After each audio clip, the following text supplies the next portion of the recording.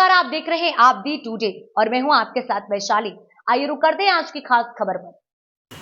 योगी सरकार ने युवाओं के साथ किया छलावा। पंचायत चुनाव में आजाद समाज पार्टी दिखाएगी अपना दम।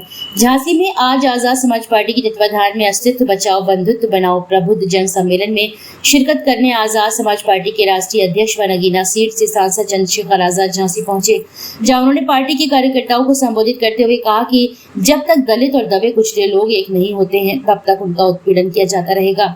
आजाद समाज पार्टी उन्हीं की आवाज बनने का काम करेगी और आगामी पंचायती राज चुनाव में पूरे प्रदेश में अपने उम्मीदवारों को मैदान में उतारेगी। इसके साथ ही योगी सरकार पर हमला बोला।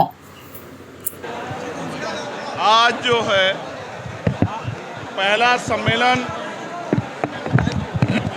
सहारनपुर में हुआ था, उसके बाद दूसरा सम्मेलन मेरठ के हापुड़ में हुआ, फिर तीसरा सम्मेलन गाजीपुर में हुआ, फिर चौथा सम्मेलन आगरा में हुआ, पांचवा सम्मेलन लखनऊ में हुआ और आज छठे सम्मेलन में हम लोग झांसी हैं। अभी बाकी बचे 12 मंडलों में सम्मेलन होने। 2027 की तैयारियां हम लोगों ने शुरू कर दी हैं। त्रिस्तरीय पंचायत चुनाव में आज़ाद समाज पार्टी अपने बलबूते मजबूती से लड़ेगी और ग्रामीण क्षेत्रों तक उनके मुद्दे को जानने के लिए और अपना नेतृत्व निर्माण के लिए, भाईचारा निर्माण के लिए कमज़ोर वर्गों में ऐसी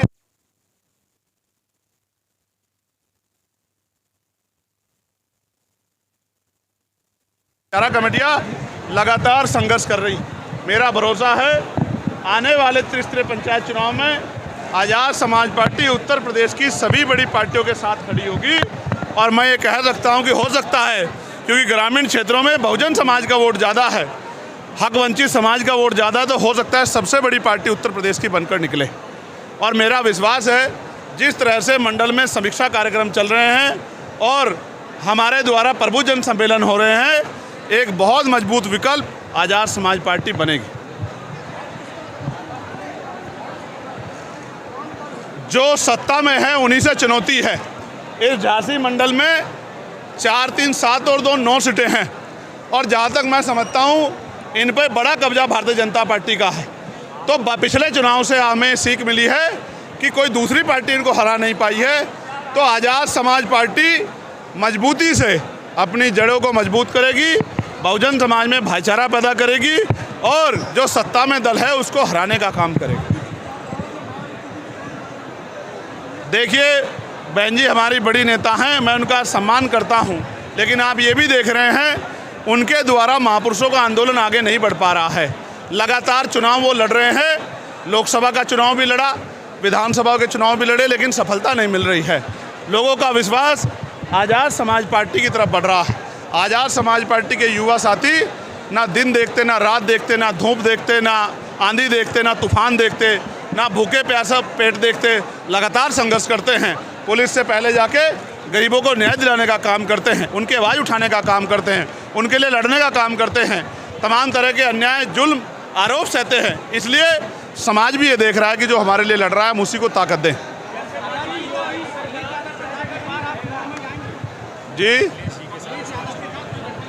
नहीं, त्रिस्तरीय पंचायत चुनाव में आपको पता लग जाएगा कि आज़ाद समाज पार्टी कितनी ताकतवर हो गई है।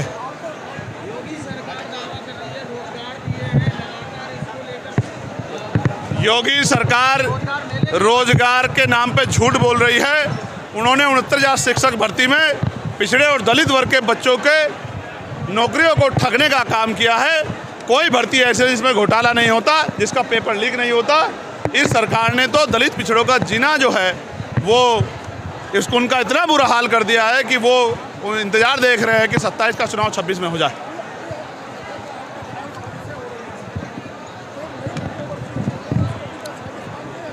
देखिए मैं ये कहूँगा कि क्योंकि ये महिला सम्मान का विषय है और मेरी माँ ने मुझे सिखाया है कि आपसे गलती से भी किसी महिला का अपमान ना हो, तो मैं बहुत जिम्मेदारी से कहूँगा कि मुझे पता लगा है कि वो कोर्ट जा रहे हैं तो मैं कोर्ट में अपना जवाब दूंगा।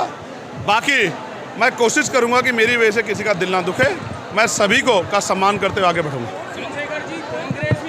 मैंने फिर आपसे कहा क्योंकि ये मेरा व्यक्तिगत मामला है, इसलिए मैं जो भी बात कहूँगा वो महिला की गरिमा का ध्यान रखते हुए, उसके सम्मान का ध्यान रखते हुए मैं कोर्ट में ही अपनी बात रखूँगा। धन्यवाद।